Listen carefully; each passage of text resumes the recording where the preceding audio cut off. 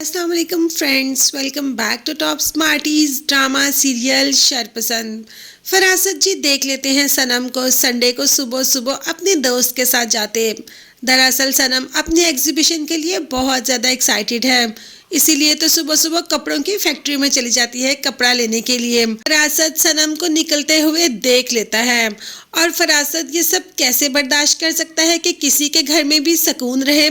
बस फिदा को घर से जाके बुला लाता है कि मैंने अभी तुम्हारी बीवी को बाहर जाते हुए देखा, वो तो अपने दोस्त के साथ बड़ी सी गाड़ी में शानदार तरीके से जा रही थी और उसका बैग भी उसके दोस्त ने अपने कंधे पर डाला हुआ था। भाई कैसा दोस्त है, कोई काम भी नहीं करने देता, तुम्हारी बीवी को बहुत ही खलूस और मोहब्बत से रखा हुआ है, मतलब दोस्ती वाली मोहब्बत। ऐसे कह के फिदा के जहन में ये बात डाल रहा है कि तुम्हारी बीवी तुम्हारे दोस्त यानी कि अपने दोस्त के साथ काफ़ी अटैच है। अब शाम को देख लेता है कि वापस आ गई है सनम, तो जानबूझकर फिदा के पास दोबारा चला जाता है खाने की ट्रे लेकर।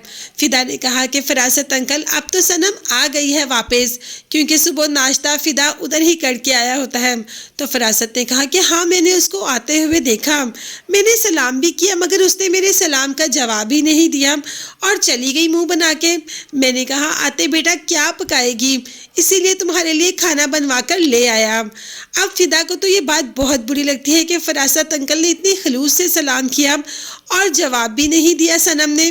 तभी सनम के साथ इसी बात को लेकर बहस व तकरार हो जाता है, जिस पर सनम कहती है कि आप उस शख्स को नहीं जानते, वो जैसा दिखता है वैसा है नहीं, मेरा तो दिल भी नहीं करता उसको देखने को, इसीलिए मैं उसको देखना भी पसंद नहीं करती। खैर काफ़ी बहस व तकरार होती है इस बात पर और फिदा नाराज़ भी हो जाता है, मगर सनम फिदा को मना ही लेती है। दूसरी तरफ हमाद की माँ हमाद को ऐसे नहीं देख सकती, इसीलिए तो ईमान को कॉल कर देती है कि उसे ईमान से मिलना है। मिलते ही ईमान से कहती है कि तुम हमाद से मोहब्बत करती थी ना, क्या अब तुम हमाद से शादी करोगी, हमाद को हफ्सा की यादों से निकाल पाओगी।